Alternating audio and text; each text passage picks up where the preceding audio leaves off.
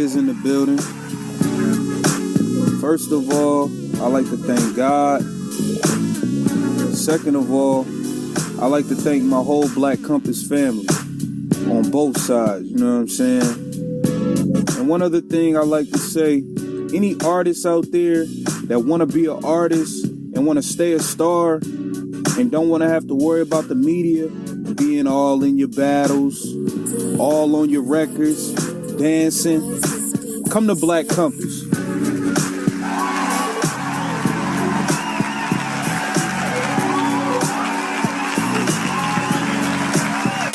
Yo, Black Compass, Black Compass Media. We here with street star Norbes, Mr. Norbes at All Podcast. What's up, brother? What's up, bro? How you doing? I'm good, man. It's a pleasure to have you on. How you doing out there in Atlanta today? I'm good. Just, chilling with the fam, low key, Chilling with the fam. How the weather treating you out there?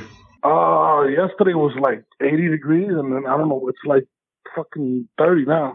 So, that's weird. I don't know what's going on over there.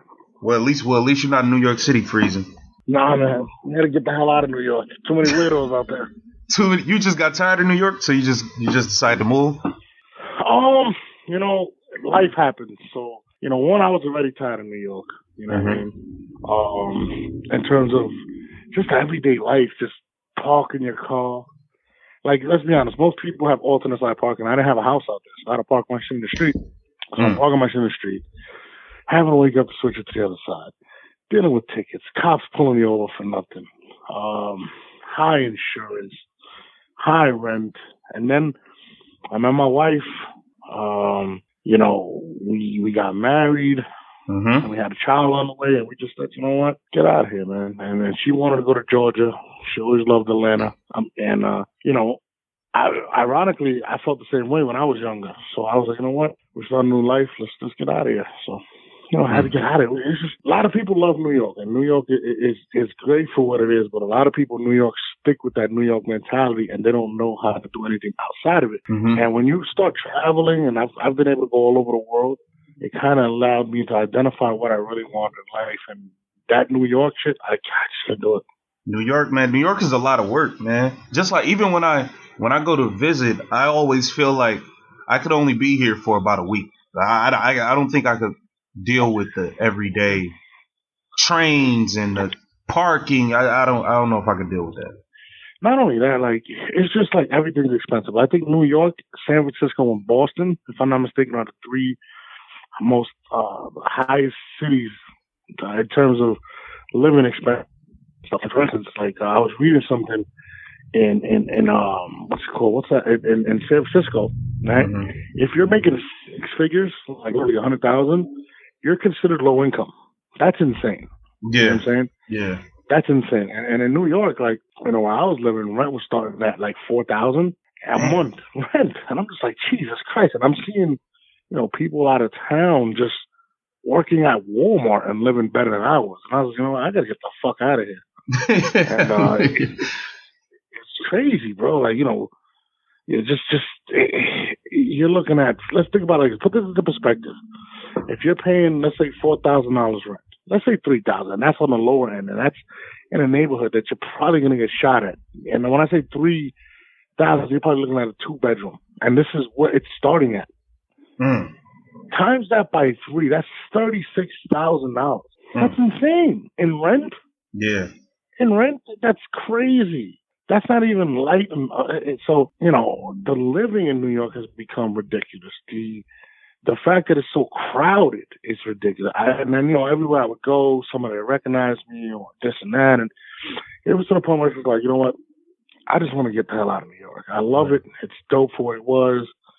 It made me who I am, but I don't want to raise my family like that. I feel like there's more opportunity other places with less stress. And that's kind of what I want to do. Right. Now, I always wonder, is like, okay, so the boroughs, is the cost of living, is it different borough to borough? Like, is it less expensive to live in the Bronx than it would be to live in, like, Queens or something? So basically how it goes is, it's Queens has areas that are really expensive. The problem with Queens is a lot of it is done, the cheaper areas are two-fare zones. So when I say two-fare zones is, you got to take a bus to a train to whatever. Like, it takes a lot longer and it costs more to travel. And, like, if you're gonna get cheaper living, that's where it would be at. And then some neighborhoods just not whatever. But boroughs are cheaper. The most expensive boroughs now are obviously Manhattan and Brooklyn. Like Brooklyn is where I live. I live in Park Slope. It's extremely expensive. The same thing as the city. Like it's almost as much as each other. Like it's crazy. And then Brooklyn is literally called the new Manhattan. Right. Like everybody wants to live there. I'll give you an example. One of my buddies retired from the NFL, and he was like, "Yo, Norbes, I'm supposed to do this ESPN radio shit. They want to interview me for this shit, so I'm possibly working at ESPN." So I was like, "Oh, that's dope." So he goes, "I'm looking at places to stay in Brooklyn. Where do people, where's it at?"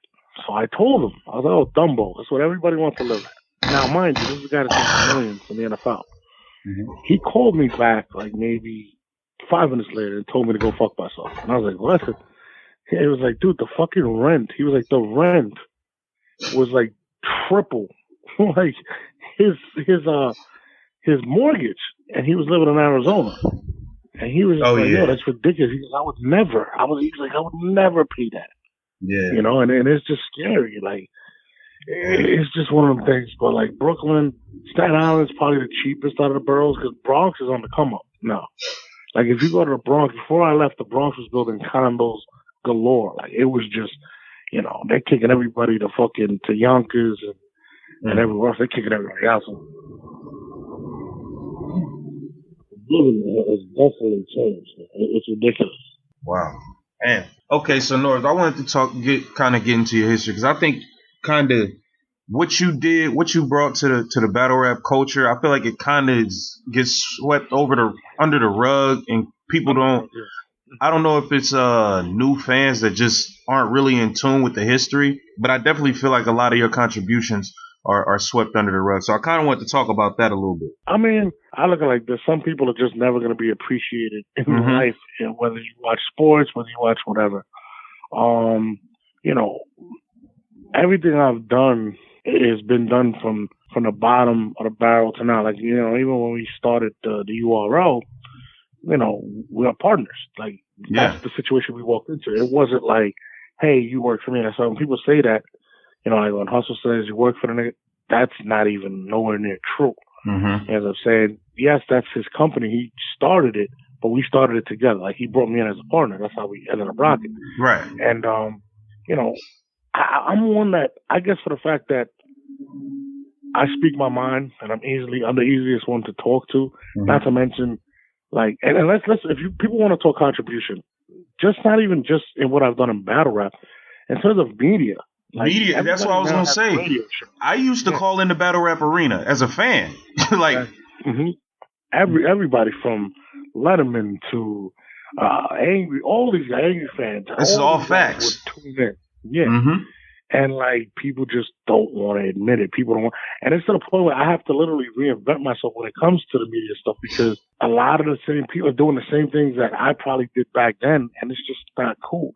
But they would never go and be like, "Yo, I got the idea from Norbes," or "This is what inspired me." Like, there's some people that will, but like in terms of contribution, in terms of that, and just like, for instance, when like I hear people say, "Yo, the Mount Rushmore of battle rap in terms of the owners," I'm never there, and it drives me crazy. I'm like, damn, like I've contributed more to battle rap, and I'm talking about internationally and worldwide than anybody.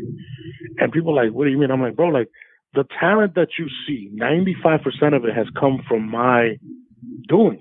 You know what I'm saying? Now, if you don't have that development process or none of that going on, then you don't have all these battle rappers, superstars. You don't have your John Johns, your Twerks. You don't have your JCs. And that's what people don't realize. Even bringing Hollow over to the URL, making them bigger than ever, and it's just one of them things where it's just like. How did you get Hollow to come over to the URL? Because him and Khan was really, they was doing grind time. They was the ones repping grind time on the East. How did you get Hollow to come over to the URL? Well, when it comes to Casita, he always wanted to come. So he just wanted to be on Smack. Okay. Hollow was a little different. Hollow was comfortable doing the 1 minute round. He didn't really he wasn't really interested. So when I reached out to Hollow was for the first event because I needed an opponent for Big T. because I was bringing Big, but this is Big T debut. I was like, these early events. If you listen to the Scout on my show, like that is a fire segment. Everybody out there, y'all need to listen to Norbes the Scout episodes. They are fire, man. Definitely. Appreciate it. Yeah, so if you go back to that and you listen to it, you're gonna hear like when I asked him, like, how really didn't want to. He thought 3 minutes was way too long, so I had to really convince him. And I'd be like, Hollow, you don't understand. The way you deliver your stuff is rushed. You're gonna be able to take your time and be more dramatic and extend stuff. It's gonna be easier for you because you're so talented.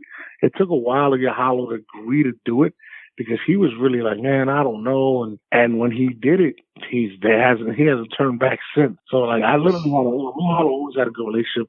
You know, at that time he ended up getting with NYB with us and the whole crew, and we just started building, and then we're working on an album. So like we started developing, you know, our relationship from there. When I first tried to bring him over, like we would go to events, so like smaller ones and grind time stuff like that. It would be like me.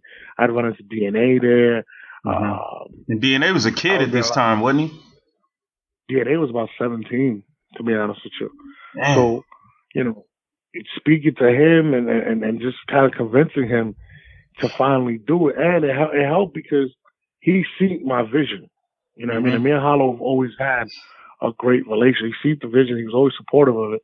And he said, fuck it. And it helped that Big T pissed him off.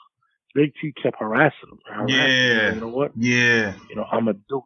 So once he did the Big T shit and he seen the accolades that came with it and how people were looking at him, he was like, yo, you know, Norbes was right. This is my lane. And, you know, he just took it from there, man. Hollow's such a talent that I don't think people really understand how phenomenal he is, man. Right. Now, when you so during all this time, when you started like your first few events you was doing for URL, you was already managing Math and you was already like doing the NYB thing, right? I was managing Math before the whole Smack URL thing. If you guys want to go back and like do like a little history lesson or something like that, if you go to the night Tech 9 Battle Goods, I actually got a picture. I was in a post earlier, and Cortez Battle Head Ice. That night is the night that we signed the Math vs. Rex battle, but it was actually for Grind Time. So before that was for Grind Time originally? Yeah, it was originally in Grind Time. So what ended up happening was rest in peace PH. It's funny actually. It's in the Scout. I think Scout Part 1. I think it's in there. I'm not sure. So what happened was I was actually, let me see, this was like 2008, 2009. Loaded Lux was gonna throw an event, right? He was he paired up with Kid Capri. Kid Capri, if you listen to my Kid Capri interview that I just did, Kid Capri brought to the table to Lux. He's like, yo, let's do this shit, take it to the next level. So Kid Capri actually foreseen what's going on today. And he told Lux, like, hey, he's doing his lines and shit. Let me bring this shit to Russell. And so Kid Capri bring this shit to Russell and run. They listened, they watched it, they loved it, right? They went crazy for the shit, but they didn't know what to do with it, right? And so, you know, so Kid Capri puts his whole event together, right? And Lux, what people don't know is, and Kid Capri didn't know this, I set up about 2 or 3 of the battles on that card. The Tech 9 Goods, the Cortez Head Ice, was 2 of them. I set up 2 of them on that night. And whatever, but, you know, so before this event, Loaded Lux sat with all the battle rappers, right? He sat with all the battle rappers, but he didn't want no managers there. I was like the only person that was managing any battle rappers at the time. So I kind of took it offensive, like, yo, this nigga trying to play me. Right. Or whatever. And like, yo, blah, blah, blah. We're going to do this, just whatever. So in my head, it struck me as odd, right? So I didn't say nothing. So I take vacation. I go to the Dominican Republic. I get a phone call from Matt. So I was like, yo, what's up? You know I'm on vacation. What's up? So he tells me, oh, you seen that Joe Budden shit with Method Man? Because that's when they had that altercation and all that. So we're laughing about it. I'm like, yeah. And then he's like, yo, Lux called me. He said he got $2,500 for me if I battle. What's his name? Who the fuck is supposed to? Oh, Rex. Because at that time we were pushing to get Rex. but there was no real league. I mean, you had Grind Time, Lions was doing them, but there was no real money. Right. So originally it was supposed to be on Smack on a DVD. 50 Cent was supposed to host the shit. We was gonna do it and he was gonna pay. So I said, listen, don't take the battle. Let me get back home, right? Mm-hmm. And then I'm gonna get you more money. He's like, yo, you sure, bro? I'd rather just jump on this shit. I said, man, just chill. I get back on my vacation. I get back to New York. I called PH. I said, let me call these Grind Time niggas because I know that they're gonna want to establish their East Coast brand, which that's what they were trying to do with PH. Yep. PH was running it. So I called PH. I said, yo, I got this man for Rex shit. Before I even finished, he said, bro, I got 4,000 for each of them. I said, what? He said, I got 8,000, 4,000 for both Math and Rex. I called Rex. Rex is with it, right? I called Math. Math is like, yo, it's whatever. But I said, listen, I have to respectfully give Lux the option to match it. Mm-hmm. You know what I'm saying? Because he came to the table with it. I called Lux. He's like, beloved, you know, Lux is great. He's a phenomenal. So he's like, you know, it's MTV and blah blah blah. So I said, yo, Lux, listen, I understand that, but Math has had an issue already where he did a bunch of battles with Fight Club that never dropped. You know what I'm saying? And we want to guarantee that his footage is going to drop. So I'd like to meet at least with Russell, somebody in his camp, to at least guarantee that, you know, this is legit. Because I didn't know Kid Capri at this time. Right. So I didn't have options. Lux really was very reluctant for me to speak to Kid Capri or anybody in Russell's camp. Like, he did not allow me to. So all I really wanted was for Lux to say, hey, you know, let's do this. You know, just if I would have supposed to Kid Capri would have been, look, this is what we're doing. I would have said whatever. And Lux ends up saying, yo, I can't do that. I said, all right, no problem. I called back PH. Bro, before I even said hello, he said, yo, I got 10,000 for y'all. What's up? And we just jumped on it. I was going to take the 4, but he was for 10. I said, all right, cool, boom. We took it. Now, like, if you listen to the Kid Capri interview, Kid Capri goes deeper into that situation where he says that the reason the HBO shit fell out was because he had it at the AMC theater. People loved it. Mm-hmm. And when he walked out the AMC, there was people selling the DVD of the event, which wasn't supposed to happen. Oh. So he fucked that up. So, yeah, so I signed the day of the event, of the shooting of the event, of that event. Rex meets me there. I'm with Math. We go around the corner. There's a video of me, PH and Math, and Rex signing and saying, yo, it's official. It goes down. Grind Time, whatever. Now, the deposit was supposed to be sent September 11th, 2009. Now, the only reason I remember the date is because Math's oldest son, his birthday is September 11th. So he basically wanted it for that day so he can, you know, take his son out. Math's a good father. You know, do some things for him, take care of his Christmas, whatever. I call this nigga PH. He's like, yo, everything's a go, whatever. I call him 2 days before, which was my birthday, September 9th. He said, everything's good. We're good to go. September 11th comes. His phone now is automatically going to voicemail, right? Going to voicemail. Now, at this point, I'm agitated because I know what's happening. So now I got Rex blowing me up, which he had every right to. Matt's like, what's up? And I'm just like, what the fuck? He calls me like 2 days later. Yo, bro, I didn't say September 11th. I said, yo, my nigga, first and foremost, yes, you did. He said September 11th. So let's not do that. He's like, yo, you just gotta give me a few more days for the deposit. I said, bro, you said September 11th. I got these niggas up my ass. Right. So what ended up happening is he was like, all right, yo, whatever. I'm gonna get the bread. So now I got fucking Grind Time calling me and fucking whatever, right? So I'm pissed. So one day I just called Smack out the blue because me and Smack were figuring out what we were gonna do because Smack was bringing me onto his team. He really respected what I was doing and had a lot of, he had a vision for me. So he goes, yo, let's bring this shit back to Smack. You're not doing it on Grind Time no more? I said, nah. He's like, all right, yo, look, I got the bread. So I get a call from an individual named Swag. Now, Swag was signed to, he had business dealings with Burger King, right? Okay. Now, Swag, I don't know if you know, like, he's locked up now. I think he got out, actually. he's the money man. He had this bread. He had dealings with a lot of people. He paid like fucking Juvenile $60,000 to be on stage with him. Like, this is what he did. This is all stuff that you can look up. Right. So Swag calls me. I don't know who the fuck this guy is. He's like, yo, I'll be there Monday. I'm flying in, and I'm gonna have to. Monday comes, he don't fucking come, but he calls me. He says, yo, my bad, I got caught up. I'll be there tomorrow morning. We meet in Atlantic Records.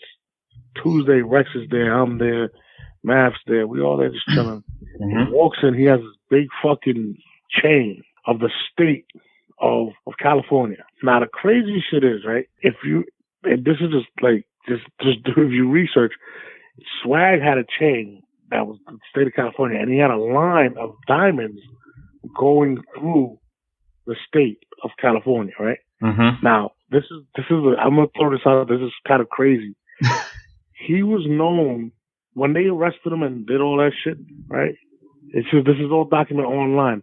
The line of chains was from the line that was in the chain of diamonds was from where apparently his business was, from there to where it ran to almost like Washington, which basically, he got arrested for doing I don't know if it's alleged or whatever, but he got convicted of having the biggest reign of prescribed pills, basically. Oh, so this is crazy. It's like that's crazy. The more I read it, stuff like that. Yeah, so like on his chain, he actually kind of told on himself, which is weird. He had the whole fucking he was controlling the whole way. It was crazy. So whatever. He pulls out 2 knots, right? He puts it on the table. He goes, yo, I got your money. Before he passes it to Math and Rex, he says, it's under one condition. I'm like, what are you talking about? He goes, the battle got to be judged. He goes, I watched Serious Jones and Math, Serious Jones versus, what's his name, Mook, and we always fucking fight about it. I think Jones won. He says his man thinks Mook won. So I don't want that shit. I want it to be judged. Now, Smack was always known for not having judge battles. They let the people go. So Smack tried to pitch that to him, but he was like, my nigga, I'm paying for it. I don't give a fuck. This is what it is. Math and Rex seen the money. He was like, fuck yeah, I don't care. Let's just pick judges. So the judges was Lord Finesse, Superstar J, and it was, I think this nigga from MOP, right? Okay. And then from there, we dubbed Grind Time. Now, once they found out that I was doing my own thing, there was no URL at this point. It was just, I thought it was going to be a DVD. Mm-hmm. I get a call from from Beasley, and maybe 3-4 days later, he's like, hey, Norbes, how you doing, buddy? And I'm like, what's up, man? And he's like, he's like, yo, you ever heard of the UFC? And I'm like, yeah, why? But he goes, are you a fan? I said, no, not really. I'm more of a boxing fan, Puerto Rican. This is why we grew up. We're boxing fans. You know what I mean? And he goes, well, me and Smack decided that we want to create this shit called the URL. Mm-hmm. And that's why you see URL UFC. Like, he's very, if you know Beasley, he's very fucking big on ultimate fighting and all that shit. Mixed martial arts. Right. So I'm like, all right, what the fuck are you telling me for in my head? And Beasley's like, well, we want you to partner up with us, and because he goes, Smack was trying to bring you in, and we want to start this league. But the problem is, because of the shit on DVD, we're not in tune with the culture. You know what I'm saying? So he's like, you seem to have your thumb on the pulse of the culture. We want to bring you in, set up a card, and start building with us. Mm-hmm. I said, oh, I'm like, and mind you, this is Smack, bro. If you wasn't on Smack DVD or anything like that, you wasn't popping. You know what I'm saying? So in my head, I was like, yo, I could do this and the music at the same time because I was managing Math. I was working with Liaison as well. So I took it as an opportunity to broaden my strength on it and to be able to be in a situation where I could get on the Smack DVD and stuff like that. So I said, all right, cool. I said, what's my budget? He's like, none. You don't have one. I said, hold on, Bees. I'm supposed to pull off these battles, put off an event with no money? And Bees is like, well, we're going to get the club and we're going to Smack's to shoot it. And I'm sitting there and I'm like, what the fuck does this guy want me to do? And at this point, people started getting paid. So, Arsenal had gotten paid like a couple people. So I called In Verb, first person. He was like, yo, I'm going to need 1,000. I said, I ain't got it, bro. I apologize. Sorry. I called but Head Ice couldn't do it. Disaster was supposed to do it. He couldn't do it because he was doing some MTV shit. So I'm reaching out. I'm like, damn, I remember DNA. And now, mind you, Grindtime's trying to block everything I'm doing at this point. Also, they was already blocking shit, man. They was already doing that. Yes. And yeah, the crazy shit is, I told Newborn this shit. I told Newborn, I said, yo, I'm going to start my own battle league and I'm going to end these Grindtime motherfuckers. Newborn laughed at me and said, get the fuck out of here. I swear to God.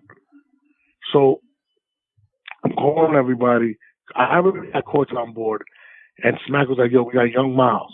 So we had Young Miles, Math and Rex were locked in, and that's pretty much it. So I called Miles. Miles was like, yo, I'm hyped. This is going to be crazy.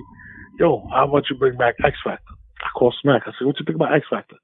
Yeah, you know what I'm saying, son. I was like, I can't even talk to this guy. He's fucking retarded. he wasn't telling X Factor.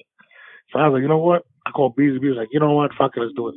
So I bring X Factor on. Now, X Factor, actually, Cortez, when I called Cortez, I was going to put him against Miles.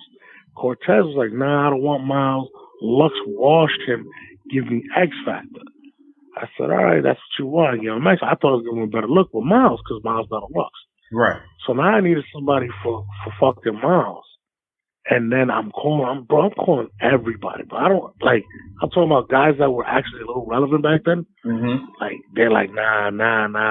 I finally get in contact with Rich Dollars. It might have took Rich Dollars like 0.2 seconds to say, yeah, give me Miles. I said, word? He said, yeah. So now the card, I thought was set. It was 3 battles. It was Math, Rex, it was Rich Dollars, Young Miles, it was fucking Cortez, X Factor, right? Mm-hmm. Miles calls me back. He's like, yo, I got this dude out of Chicago that's fire. I'm like, all right.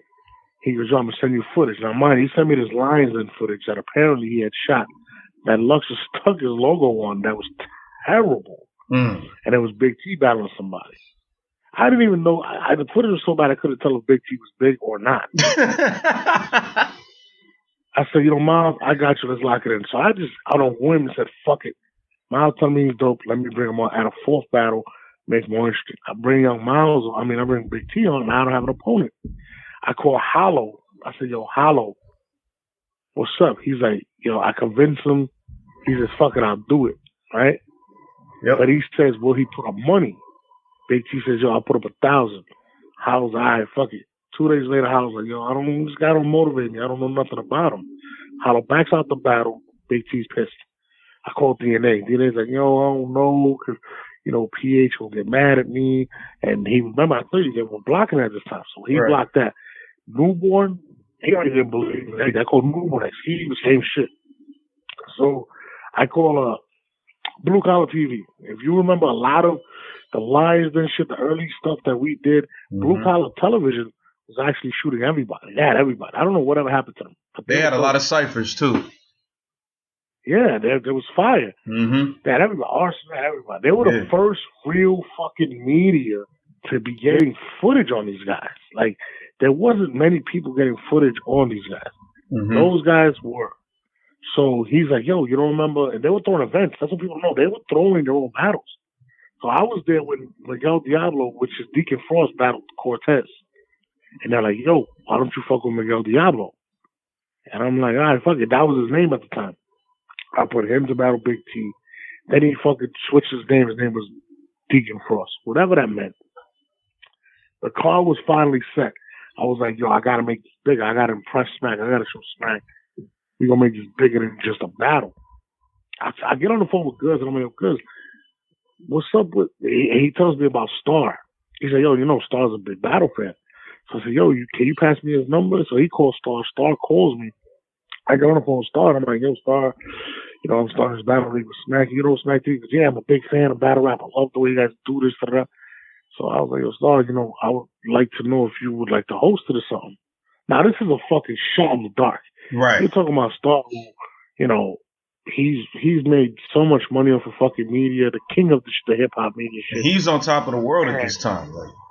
Yeah, so he's like, all right, you know, he flat out like, yo, what you paying me? I'm like, so I'm gonna keep it a bean with you, bro. I ain't got $1 to my name. I had no budget. Right, you ain't had no budget. You just doing this. You just figuring this shit out. Yeah, so Star was like, I fuck with you for some strange reason. Don't tell nobody. I got you. I said, what you mean? He's like, I got you. I called Bees. I'm like, yo, Bees. This nigga Star for Star Buckle. I say he's hosted. He was like, what? I said, yeah. He's hype. Beasley's hype. I called Q from World Star. I don't even remember how the fuck I had Q from World Star's number. Q, I'm like, yo, Q, what's up, bro? He's like, yo, what up, Norbes? Because remember, I was hitting the streets. I was doing everything. So I was running to everybody. I was like, yo, I just signed this Math Rex battle. We started battle league. And nigga was like, bro, give me the footage exclusive first, and I'll make sure it's on the top box. Remember, the top box of World Star was the biggest shit at the time. Facts. If you have the top box, it was like, oh shit, the top box. So that nigga made an agreement with us that he would give us the top box for every battle we dropped. You know what I'm saying? So Smack and Beast was hyped, like, yo, let's do it. It's about to pop. Like, we was moving, bro. And then, boom, October 31st. This is the funny shit. The primetime event was called Bad Blood. It was October 31st. Beasley calls us like, you know what? Fuck them. They screwed you over. We're going to do it the same fucking day, and let's do it. And we did it October 31st, 2009. Beasley been petty for a long time. Beasley's the most petty son of a bitch you'd ever meet.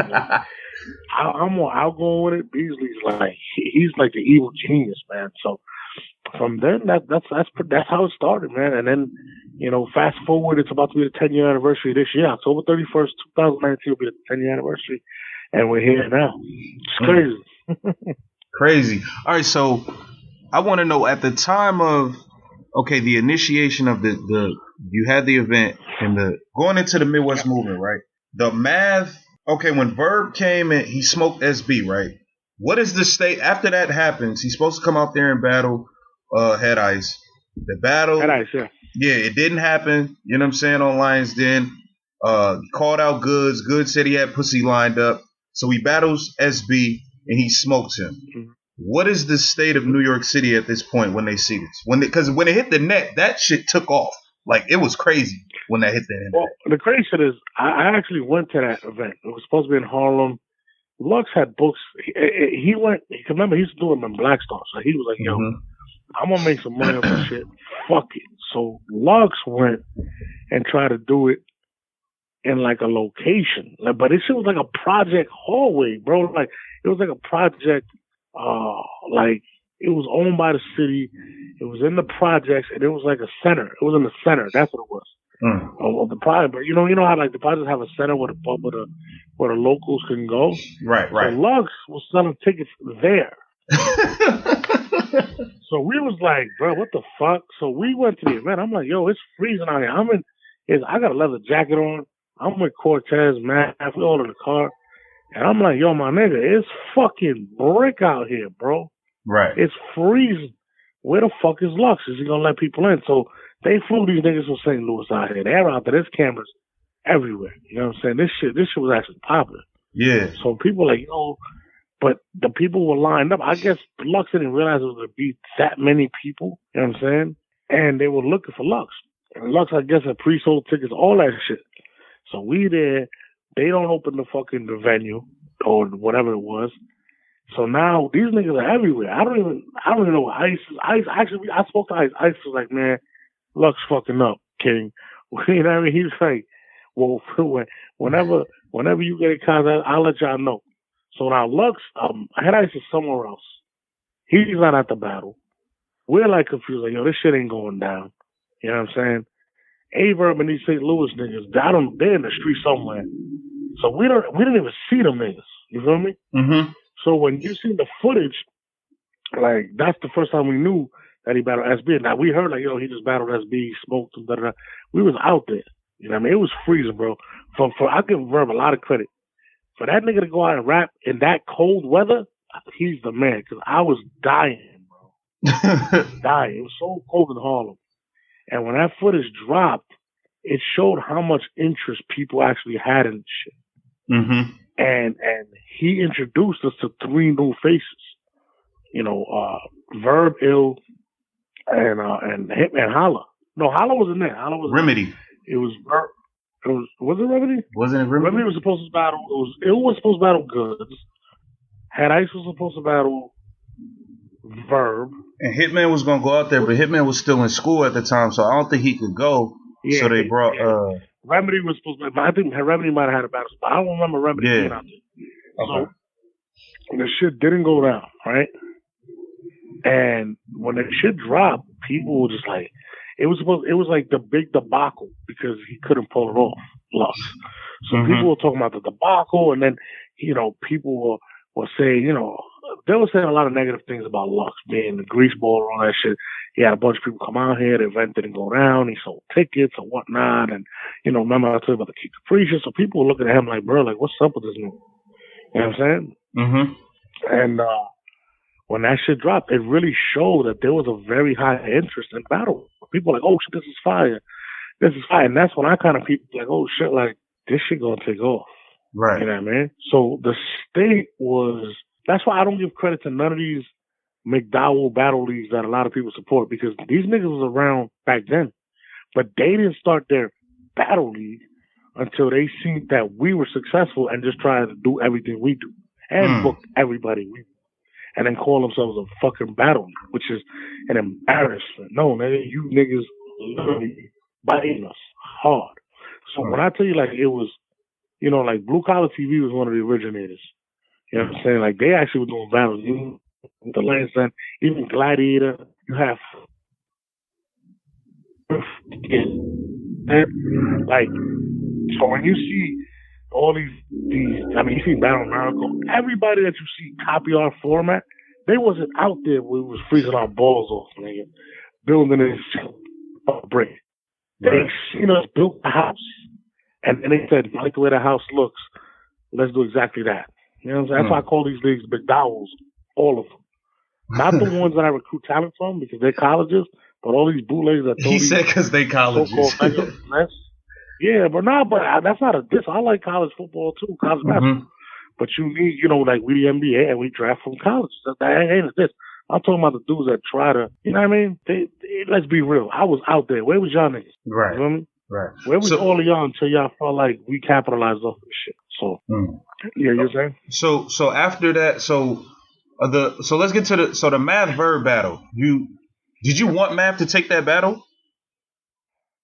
No, originally I did it. I said, why did we want to take the battle? I didn't think the Verb deserved it. He just came up for Young Miles. Like, he literally battled Hollow.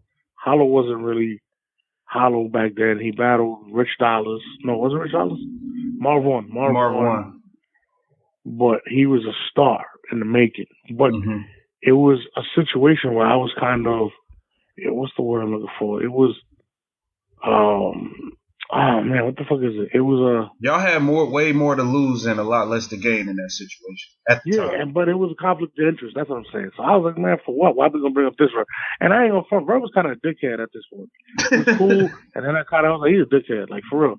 But that's just Verb. Verb is one of that's my brother. Like that's my brother. But Verb is an individual that doesn't hold his tongue. That motherfucker say what he want, when he want, and at that time, I was like, man, fuck this country nigga. It's like, for real. And, we first were like, nah.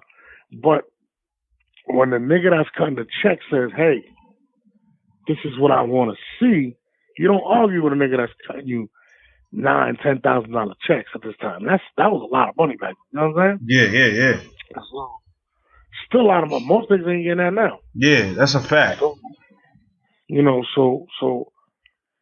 we actually didn't want to do the battle. But when that nigga put that money out there and sent me that bread, I said, listen, my nigga, either I can send this shit back or we battle this nigga. And it was like, all right, boom, we gonna battle Verb. That's what you want to see. You know what I'm saying? Ironically, shortly after that, that's when he got locked up. So they put us in a bad situation, to be honest with you. But, originally we did not want to do that battle. But again, when the man that's cutting the checks want to see that battle and you trying to eat, you're going to take that money. So coming from being a part of it in the early stages to seeing, how far you guys have come, how much has the game changed to you? I mean, there's a lot more people proud to say they battle rap. Before it was like, now I don't really battle, do that battle shit. I make music. Now it's like, shit, you got more people say they battle rap than make music. It's weird. You know what I'm saying? Mm-hmm. Like, it's become its own entity within hip hop. And it's definitely grown. Like, we've put it to a whole nother level. You know, when you have the, you know, you have more people trying to emulate what you do, obviously. But, you know, you brought in the fan base to a crazy level. We're almost at 1 million subscribers. It's crazy. You know what I'm saying? Like, we've been on national TV, commercials, all types of shit. So, like, our influence has been crazy. But, again, when that happens, you get bootleggers. You have the fake battle shit on TV. Like, that's all from us. You know what I'm saying? That fat white dude doing, you know, battles with celebrities, that's us. You know what I mean? Did so like do you guys kind of feel like a lot of these other leagues and owners or, you know, just people should pay a little bit more homage to you guys? I don't know. I just think they shouldn't be around. I think they should do their own thing and be original and just not do what we do. But that's just being honest. Like, it's one thing when you have your own identity, but when you don't have your own identity, your identity is based off of us, you look like clowns. You know what I'm saying? And that's how I look at things.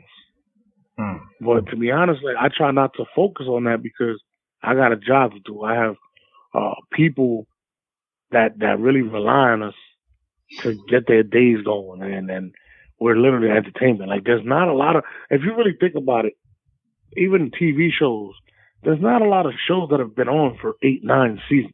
You know what I'm saying? Mm-hmm. We continue to grow our fan base. Like, people don't understand how crazy that really is. Yeah. You know what I'm saying? A lot of people get canceled after a couple of years. You know, so, you know, it's definitely grown. You know what I mean? We've grown. You know, to knock out a show in London is major. That's crazy. To knock out a show in Houston is major. You know what I'm saying?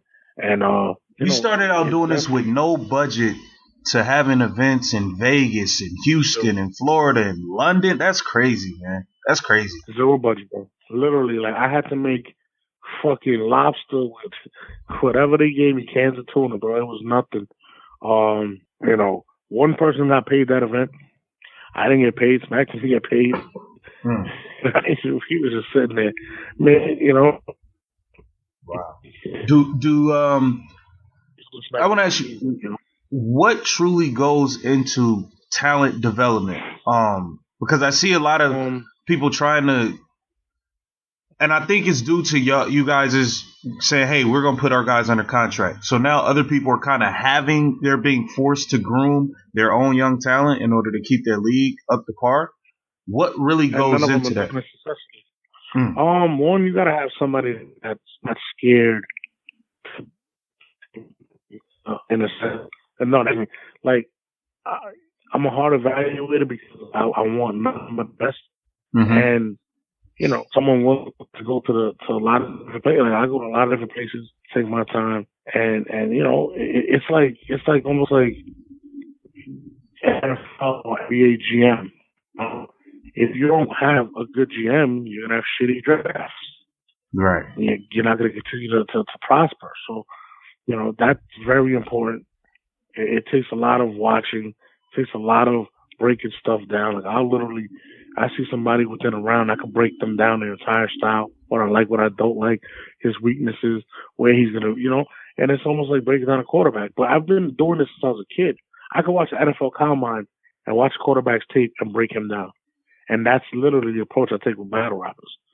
Like, people call me and send me footage of somebody and be like, hey, what do you think about him? And I will break that MC down from A to Z as to what he does well, what he doesn't do well, where do I see him projecting in the next year. You know what I'm saying? So it takes a lot of that. Like, even when I do interviews and stuff, or when I break down certain situations, you have to have an analytical mind to be able to pull it off. And you have to be able to foresee certain things. Not every time you're going to be right. You know what I'm saying? Because somebody could be dope. Like, oh, he's good. But you got to foresee what he can become. Yeah. Anybody can have one good game. So you got to kind of just, you know, build with that person. Do you feel? Does it kind of bother you when you feel like you evaluate a talent, right? And he shows you glimpses of what he can be, but he just doesn't measure up. Do you kind of feel like, damn, he wasted it, or maybe I didn't do a good enough job in evaluating him? Like, how does that work?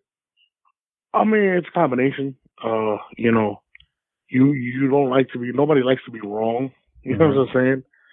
But there's certain things you can't measure. There's certain things like I can project this individual to be here, but at the same time, it's up to his work ethic. Some guys get comfortable and don't put in the work to become great, and that's the difference. Like my brother told me he plays in the NFL, right? And he tells me the difference between college football and the NFL is college football, you're the man. When you're in the NFL, everybody plays at that level. Yeah. So what is going to separate you from everybody else?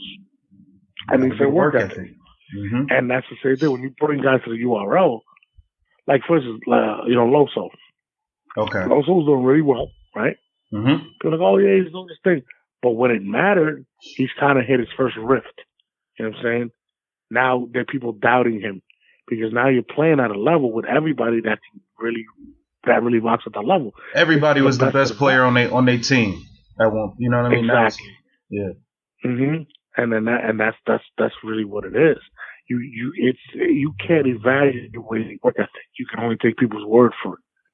You know, like I don't know how hard JC was gonna work, but I knew he had the skills. You know what I'm saying? Some guys just don't. They get lazy. They'll wait till the last minute. Think they can get away with shit. Boom. They get, like even with clean paper. The clean paper had all the tools. Every tool in the book, lacked man. the work ethic, or lack work ethic. You know what I'm saying? It is what it is. Just being honest. Damn, Clean. That Clean could have been the one. He had everything, bro. He had everything.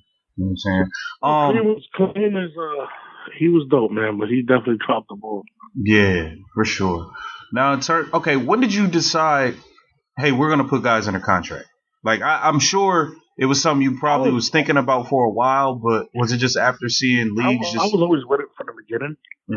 My partners were kind of against it for the fact of they didn't want people to perceive us a different way. But we had contracts early, right? Because we knew people were gonna keep trying to eat off of us, and it still happens to this day. Every event is people eating off of us. Everyone that you see. So we had the contracts already still. I was the first one to go out publicly and challenge people to why they're not respecting the contract. So to be honest with you, hold on a second. Okay. Sorry, that was my wife. Okay. So when we started really enforcing it was when I started pointing out that people were on the contract. So we've always, since probably like 2011, 12, because once we did the first class of 2011 PG, everybody just started trying to book all the guys that we just got hot again. It went from them booking directions and stuff to, oh shit, now we got to book John now. We got to book Bill Collector. We got to book, and every guy that we bring up, guess who was around? All these guys trying to get them. So, from the beginning, we was pretty much on it with the contracts, but I was probably the first to put it out there. Right. You know what I mean? Right. Okay. That makes sense. Now what about the pay-per-view in terms of, because what was it? I think it was Known 5. That was the first pay-per-view y'all did, right? With Rock and Surf. I think so. Because I remember back in the day, right? Smack was trying to have people pay for the battles. You know what I'm saying? I think it might have been Cortez versus Marv. He was saying like, $2 for the battle type thing. And it was like, yeah, with the YouTube shit. Yeah, and people was kind of tripping out. So, and then years later, y'all decided to do the pay-per-view. So what went into that decision-making process? I mean, just expanding it. Fans really wanting it. And, again, the thing with the pay-per-view is, bro, more people watch it for free than actually pay, which sucks and it irritates me. But, you do have to take care of your loyal fan base that actually wants to pay for it. And it became to the point where like, who cares? People were trying to bootleg our shit because we wasn't putting it out. So now we're just kind of working on a balance of what we're going to do pay-per-view and not. But, it was a lot to do with bootlegging. There was no real way to secure it. If you notice, this last volume series, there's no real bootlegs up. So we've been able to kind of, slow that shit down. but it was really worried about the anticipation of stuff dropping, and the whole bootleg and shit. So that's really where we was at with it. And we just decided to say, fuck it, let's make it consistent. The fans want to see it, and we're here for them. Wow, yeah. I mean, I'm glad y'all do the pay-per-views, man, because I don't know. It just seemed like it's just a way, man. People want to be able to see it right then and there. But do you feel like the pay-per-view kind of takes away from the, remember? Because I know you remember the days of maybe you couldn't make it to a certain event or whatever, you wasn't working or whatever was going on, and you just getting the whole feedback from the internet, and you just clamoring to see what happened. Do you think it took away from that part, which is why you guys essentially did a band legacy again? It definitely took away from the anticipation of drops and people talking about word of mouth and legend. It definitely took away from the next. Now you just pop it, boom, boom, watch it. When I watch it, you don't have to be there to watch it from home.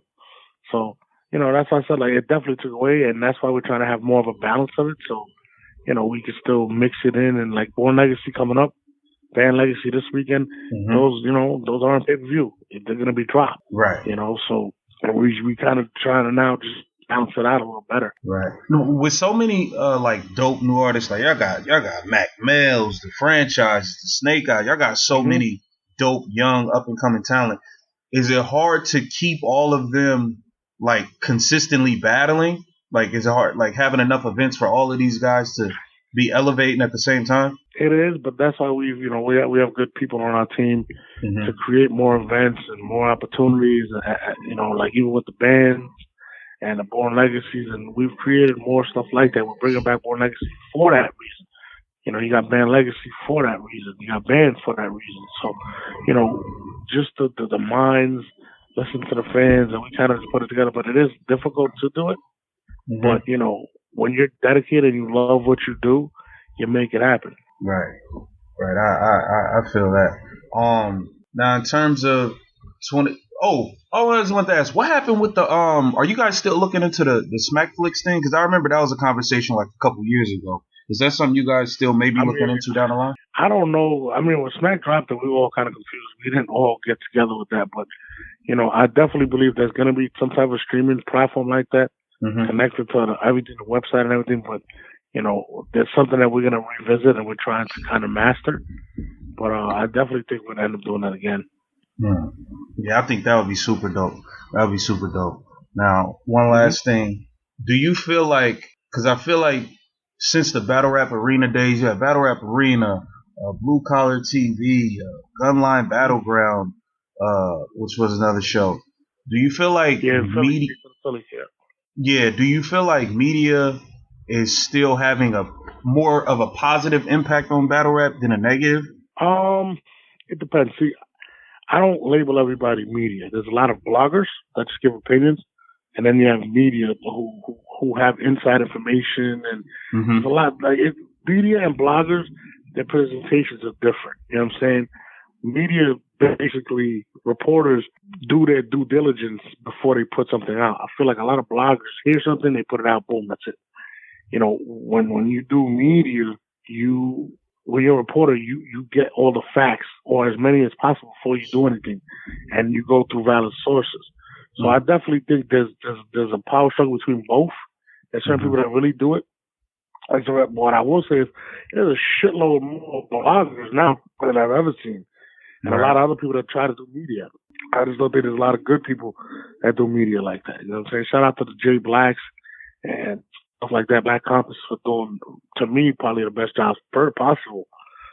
Let's be battle rap podcast. Like, I think those guys are more on a professional level and stuff like that. But definitely media, it's weird because to me it's 50-50. You have people that focus on real negative stuff that's just messy, and then you have some people that want to be respectable. So to me, you have your pluses and your minuses with it, but it depends on what you're looking for. Right. Yeah. I think it just depends on what the people are looking for. I think. Personally, I go to who I want depending on what I want to see. If I'm just going for some entertainment, then because not everybody I'm going to for inside information, Yeah. So I guess it just kind of depends. But so in terms of 2019, you guys definitely the Lux in Verb is happening. What do you honestly think about the battle? A long time coming. I think In Verb definitely deserves it. Mm-hmm. And when I say it deserves it because it's such a high profile matchup, it's someone that, whether people admit it or not, have looked up to Lux for a long time. So I think it's a meeting of two people that were very influential in their regions, especially Verb. Verb to me is, he wasn't a superstar. Verb was the first to literally tackle everything in front of him and wage war against anybody that would stop him, especially the East Coast. So it's something to me that it's come full circle, him battling Lux, and it just means so much. It's 10 years in the making, damn near. And I look forward to the battle. I think it's going to be phenomenal. I haven't picked a winner. It's just very tough for me to pick a winner in that situation. I definitely want Verb to do well. I love Verb. That's my man. And it's going to be crazy. Houston's going to be rocking. I'll tell you that right now. That's going to be crazy. And that Houston crowd last year was rocking. It was rocking. It's going to be crazy. I hopefully get to make it because I'm having another child. Oh, congrats, bro. Appreciate you, man. Appreciate you. So I'm hoping I make it, man, to be honest. Man, that's dope. What'd you think about right before I let you get up out of here, what'd you think about the Hollow map? Did you ever see that battle happening? To be honest, I never wanted it to happen because, Hollow's my man, that's my bro. Matt's my man, that's my bro. Mm-hmm. And I just feel like I did watch it because it is what it is. But to me personally, I wish it never would have happened. I think Hollow really wanted to go past it. I think Hollow really wanted to mend the wounds, you know what I'm saying? And for whatever reasons, I don't think that would happen in that situation. I think it kind of put more of a rift between. Yeah, I don't feel like it got better because of this. No, I definitely didn't. And me personally, I wasn't really keen of the idea. Yeah, I don't know, man. I was excited to see it, but seeing the aftermath of it is kind of hard to watch. Yeah, because I knew all that was going to happen. Everything, how it was going to play out. So to me, it wasn't worth it. You know what I mean? Right. Yeah, it's a tough one. That's especially for somebody like you that's you close to both of them because we actually had an interview with Cortez and he was talking about how he just wanted to get it over with, everybody get home safe and peaceful, But that wasn't going to happen. That's not going to happen when stuff like that goes down. I know Matt's personality. I know Howard's personality. So I knew it wasn't going to end well. Yeah. Well, man, Norbes, I appreciate you coming on Black Compass. You always welcome over here. We done had you on the round table. Everybody go subscribe to Norbes It All podcast, man. Fire interviews, the Scout, all that. Let them know where they can find you at, Norbes. Man, actually start NORBE on everything, Instagram, Twitter, everything. Just look for me, hit me up. We working over here. All right, appreciate you, King. Thank you for your time. No problem, brother. Peace.